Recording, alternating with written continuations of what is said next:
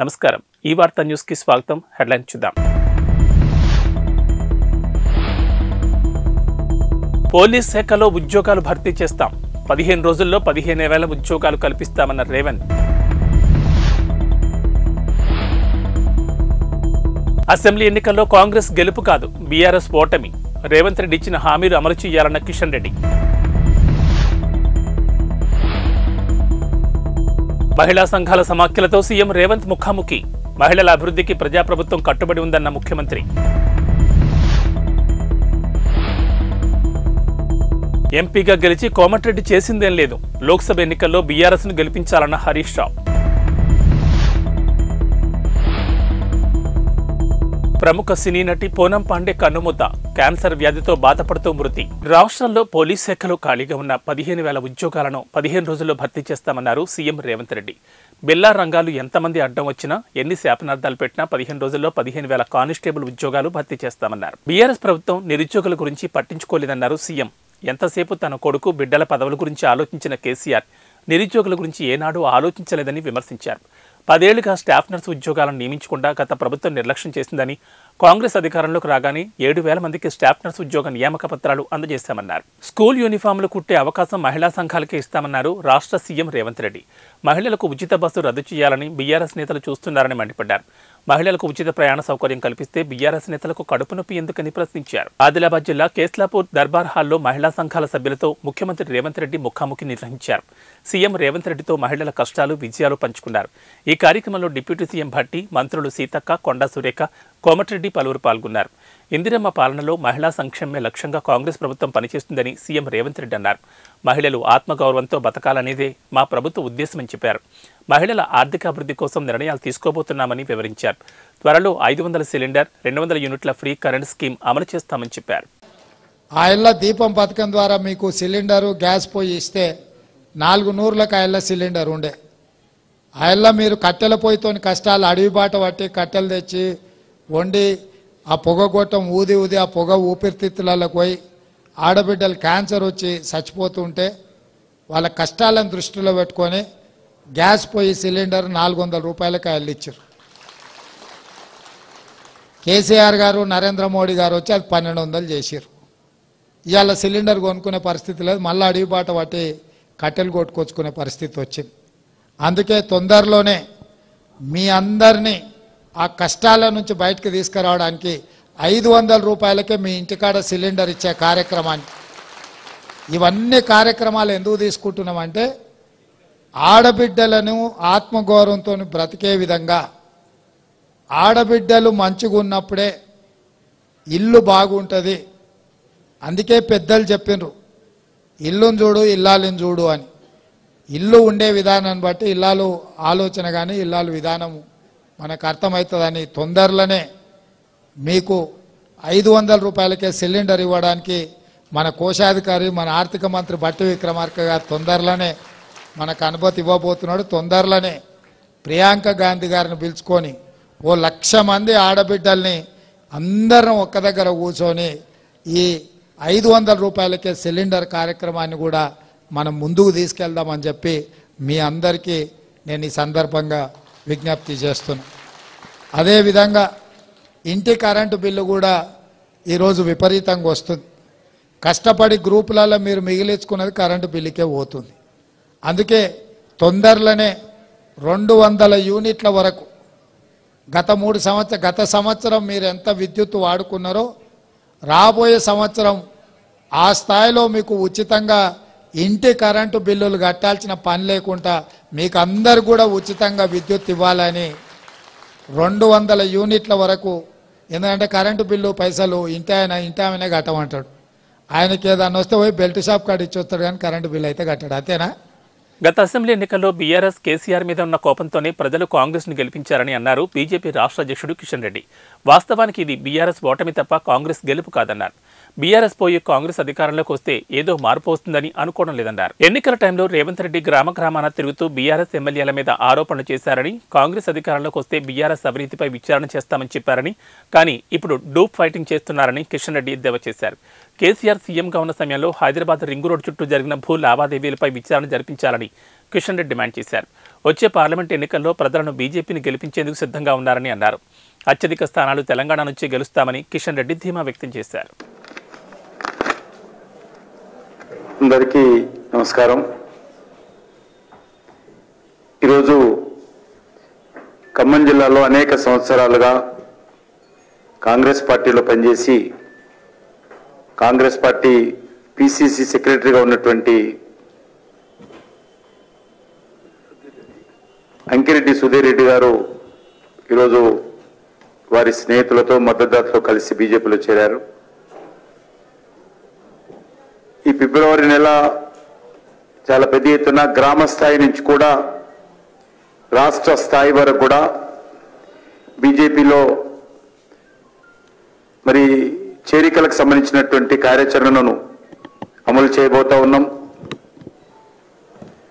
ప్రతి polling booth స్థాయిలో అక్కడ ఉన్నటువంటి యువకులు కానీ రైతులు కానీ రైతు కూలీలు కానీ వివిధ కులవృత్తులకు సంబంధించినటువంటి వాళ్ళని కానీ మహిళలను కానీ చేర్పించాలనేది ఈరోజు రాష్ట్ర పార్టీ నిర్ణయం తీసుకుంది. కాబట్టి ప్రతి పోలింగ్ బూత్ స్థాయిలో ఈ యొక్క కార్యాచరణ ఏర్పాటు చేసుకుని బీజేపీలో చేర్పించేటువంటి కార్యక్రమాన్ని ప్లాన్ చేస్తా ఉన్నాం. ఫిబ్రవరి నెలంతా కూడా ఈ కార్యక్రమం కొనసాగుతుంది. దీనికి సంబంధించి అనేక రకాల కార్యక్రమాలకు చేరికలకు సంబంధించి ప్రతి నాయకుడు కూడా 24 గంటల పాటు గ్రామంలో ఉండేటువంటి కార్యాచరణ ప్రణాళిక రూపొందించుకుని ఆ గ్రామంలో ఉన్నటువంటి యూత్ అందరినీ కలిసి కొత్త వాళ్ళందరినీ చేర్పించేటువంటి కార్యక్రమం చేపడతా ఉన్నాం. నేను ఈ సందర్భంగా తెలంగాణ సమాజాన్ని కూడా కోరుతా ఉన్నాను. తెలంగాణలో 10 సంవత్సరాలు టిఆర్ఎస్ పాలన చూశాము. అంతకుముందు అనేక సంవత్సరాలు కాంగ్రెస్ పార్టీ పాలన చూశాము. ఇప్పుడు మళ్ళీ మరి కేసీఆర్ మీద కోపంతో, కేసీఆర్ కుటుంబం మీద కోపంతో, కేసీఆర్ యొక్క అహంకారపూరితమైనటువంటి పాలన మీద కోపంతో వాళ్ళు ప్రత్యామ్నాయంగా కాంగ్రెస్ ఎంచుకున్నారు. వాస్తవంగా కాంగ్రెస్ గెలవడం కాదు, టిఆర్ఎస్ ను ఓడించారు ప్రజలు. అయితే ఈ రాష్ట్రంలో టిఆర్ఎస్ పై కాంగ్రెస్ వచ్చినా పెద్దగా పాలనలో మార్పు వస్తుందని అనుకోవడం లేదు. సమస్యలు ఏవో పరిష్కారం అవుతాయని మేము అనుకోవడం లేదు. ఎందుకంటే కాంగ్రెస్ చరిత్ర మనకు తెలుసు. మరి ఈరోజు అధికారంలో రాకముందు కేసీఆర్ కుటుంబం యొక్క అవినీతి లేక బీఆర్ఎస్ పార్టీ ఎమ్మెల్యేల అవినీతి పైన చాలా పెద్ద ఎత్తున ఊరూరుకోయి మాట్లాడారు కాంగ్రెస్ పార్టీ నాయకులు, నేటి ముఖ్యమంత్రి రేవంత్ రెడ్డి గారు. ప్రతి ఎమ్మెల్యే గురించి, ప్రతి మంత్రి గురించి ఆయా అసెంబ్లీలకు వెళ్ళి దర్యాప్తు చేపిస్తాము, జైళ్లకు పంపిస్తాము అని చెప్పి చాలా పెద్ద ఎత్తున ప్రజలకు ఆ రోజు చెప్పారు. జనగామ బీఆర్ఎస్ మాజీ ఎమ్మెల్యే ముత్తిరెడ్డి యాదగిరెడ్డి మరో వివాదంలోకి ఎంట్రీ ఇచ్చారు. దళిత బంధు ఇప్పిస్తానని 67 మంది దళితుల నుంచి ముత్తిరెడ్డి ₹1,00,000 తీసుకున్నాడని ఆరోపిస్తూ నర్మెట్ట మండలంలోని ముత్తిరెడ్డి ఫామ్ హౌస్ ను బాధితులు ముట్టడించారు. జనగామ మాజీ ఎమ్మెల్యే ముత్తిరెడ్డి యాదగిరెడ్డి దళిత బంధు ఇప్పిస్తానని చెప్పి డబ్బులు తీసుకుని మోసం చేశారంటూ ఆ నియోజకవర్గానికి చెందిన 67 మంది బాధితులు ఆరోపించారు. దళిత బంధు రానందున తన డబ్బులు తిరిగి ఇవ్వాలని అడిగితే అనుచరులతో బెదిరింపులకు పాల్పడుతున్నారని తెలిపారు. ఈ మేరకు నర్మెట్ట మండలంలోని ముత్తిరెడ్డి ఫామ్ హౌస్ ను బాధితులు ముట్టడించారు. ఒకరిద్దరికే దళిత బంధు మంజూరైందని, ఆ డబ్బులు రావాలంటే ₹1,00,000 తమకివ్వాలని అప్పటి ఎమ్మెల్యే ముత్తిరెడ్డి డిమాండ్ చేశారని బాధితులు తెలిపారు. దీంతో తాము నర్మెట్ట మండలంలోని మాజీ ఎమ్మెల్యే ముత్తిరెడ్డి ఫామ్ హౌస్ ను ముట్టడించామని తెలిపారు. బాధితులను పోలీసులు అడ్డుకున్నారు. లిఖితపూర్వకంగా ఫిర్యాదు చేస్తే న్యాయం చేస్తామని పోలీసులు హామీ ఇవ్వడంతో బాధితులు ఆందోళనను విరమించారు. ఈ ప్రజల సమక్షంలో మా మధ్య సమక్షంలో విద్యగా ఆశీర్వదించాలని చెప్పి 100% కోరుకుంటున్నాను.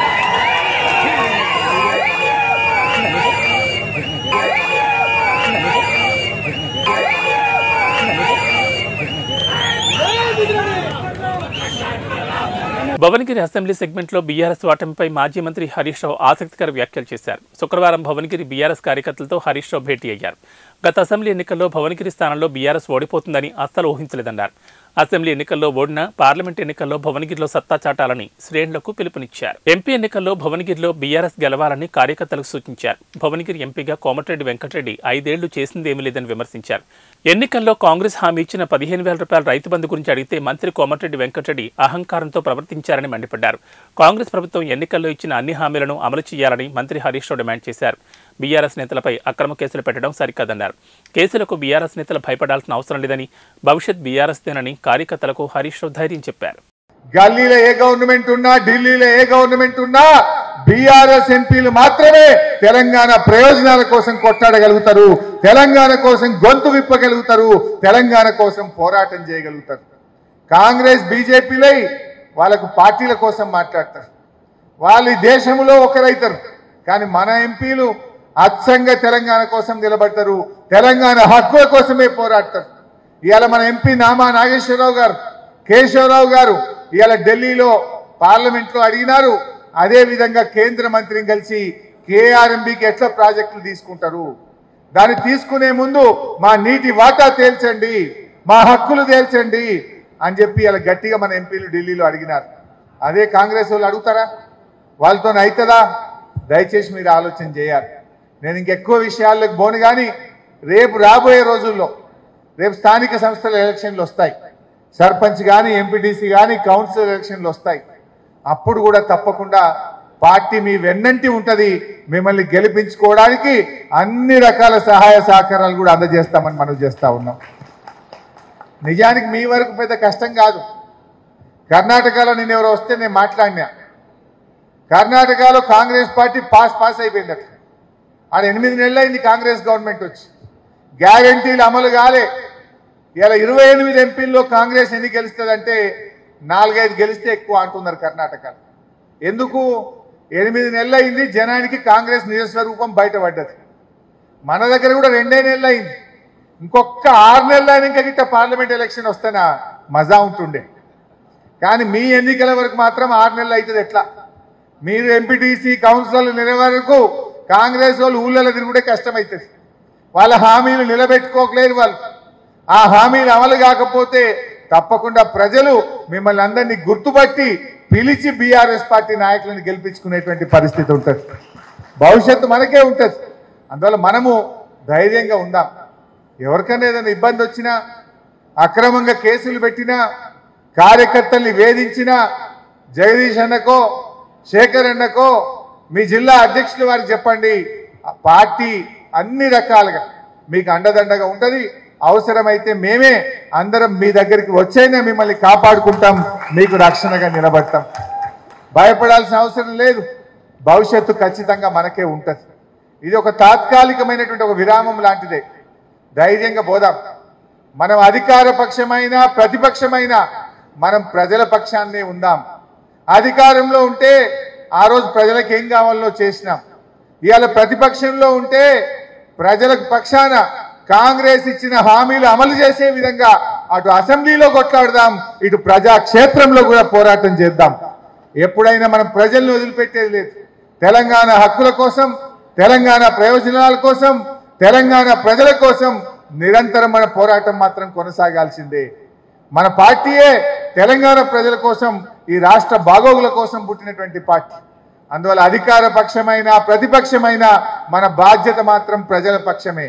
ప్రజల పక్షాన్నే పోరాటం చేద్దాం, కలిసి ముందుకు పోదాం. ఆంధ్రప్రదేశ్కు ప్రత్యేక హోదా, విభజన హామీల అమలు కోరుతూ ఆంధ్రప్రదేశ్ పీసీసీ అధ్యక్షురాలు వైఎస్ షర్మిల ఢిల్లీలో దీక్ష చేపట్టారు. ఏపీ భవన్లోని అంబేద్కర్ విగ్రహం ఎదుట రాష్ట్ర కాంగ్రెస్ నేతలతో కలిసి దీక్ష చేశారు. ఏపీకి 10 ఏళ్ల పాటు ప్రత్యేక హోదా కొనసాగిస్తామన్నారని, తిరుపతిలో జరిగిన సభలో ప్రధాని నరేంద్ర మోడీ ఈ మాట చెప్పారని, విభజన చట్టంలోని హామీలను ఎందుకు ఇప్పటికీ నెరవేర్చలేదని షర్మిల ప్రశ్నించారు. దుగ్గరాజపట్నం పోర్టు నిర్మిస్తామన్నారు. సీమాంధ్రను స్వర్ణాంధ్ర చేస్తామని ప్రధాని చెప్పారు. పోలవరం ప్రాజెక్టును పూర్తి చేస్తామని ప్రజలకు మాటిచ్చారు. ఇచ్చిన హామీలన్నీ ఏమయ్యాయని ప్రశ్నించారు. రాజధాని లేని రాష్ట్రంగా ఏపీ మిగిలిపోయిందన్నారు. కేవలం ఓటు బ్యాంక్ కోసం ఏవేవో మాయమాటలు చెప్పి వాటిలో ఏ ఒక్కటి నెరవేర్చలేదన్నారు. చివరికి విశాఖ స్టీల్ను ప్రైవేటీకరించాలని ప్రయత్నిస్తూ మరోసారి ఏపీ ప్రజలకు ద్రోహం చేయాలని చూస్తున్నారని షర్మిల విమర్శించారు.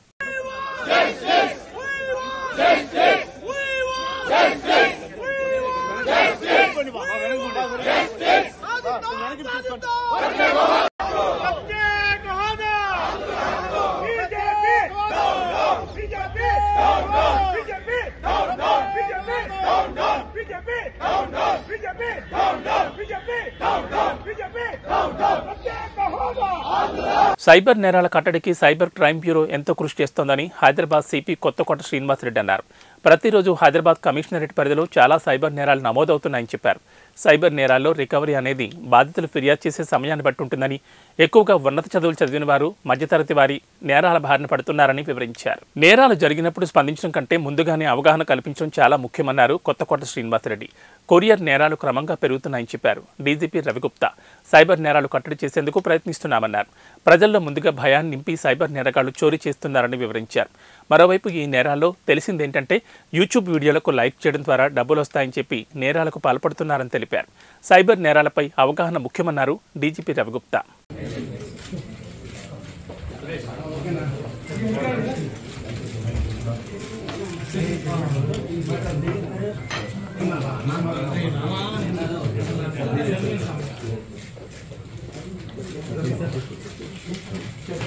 Thank you so much and thank you so much.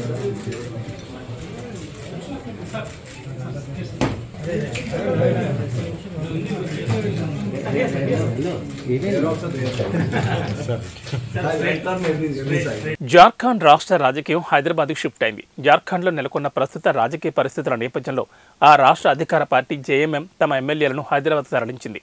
Jharkhand మాజీ సీఎం హేమంత్ సోరెన్ అరెస్ట్ అవ్వడం, ఆ రాష్ట్ర నెక్స్ట్ సీఎంగా చంపై సోరెన్ ప్రమాణ స్వీకారం చేయడంతో 10 రోజుల్లో అసెంబ్లీ బలం నిరూపించుకోవాలని గవర్నర్ ఆదేశించారు. ఈ క్రమంలో ఎమ్మెల్యేలు ఎలాంటి ప్రలోభాలకు గురికాకుండా అధికారం జేఎంఎం, కాంగ్రెస్, ఆర్జేడీ కూటమి క్యాంప్ పాలిటిక్స్ తెరలేపింది.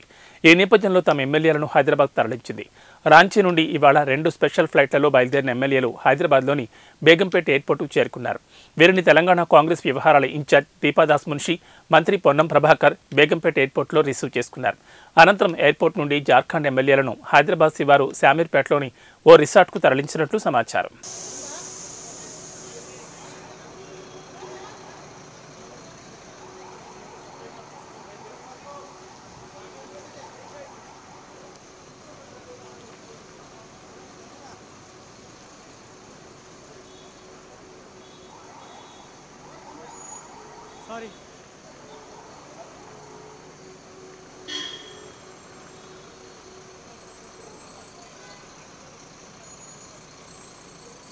ఫ్యాన్స్లో, రాజకీయ వర్గాల్లో తమిళ ప్రజల్లో ఉన్న అనుమానాన్ని అగ్ర కథానాయకుడు దళపతి విజయం ఇవాళ నిజం చేశారు.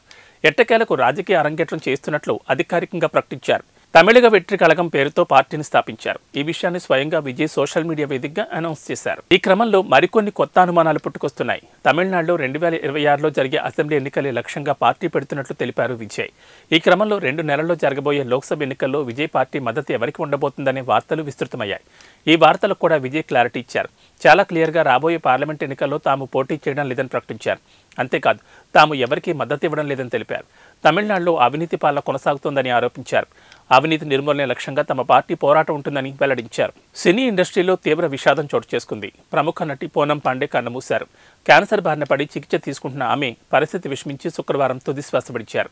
ఈ విషయాన్ని పూనం మేనేజర్ సోషల్ మీడియా వేదికగా నిర్ధారించారు. ఈ విషయం తెలిసిన సినీ ప్రముఖులు ఆమెకు సంతాపం ప్రకటిస్తున్నారు. కాగా పూనం పాండే గురించి ప్రత్యేకంగా చెప్పాల్సిన పనిలేదు. ఎప్పుడూ వివాదాస్పద వ్యాఖ్యలు చేస్తూ సోషల్ మీడియాలో ట్రెండింగ్లో ఉంటుంది. ఫోటోషూట్లు, షేర్ చేసే వీడియోలతో నెటిజన్లకు మరింత దగ్గరైంది. ముఖ్యంగా ఆమె ఎప్పుడు 18+ కంటెంట్ను మాత్రమే ప్రమోట్ చేస్తూ ఉండేది. ఇండియా వరల్డ్ కప్ కొడితే బీచ్లో నగ్నంగా తిరుగుతానని ప్రకటించి దేశవ్యాప్తంగా దుమారం రేపింది. ఇవి బులెటిన్ విశేషాలు. నమస్కారం.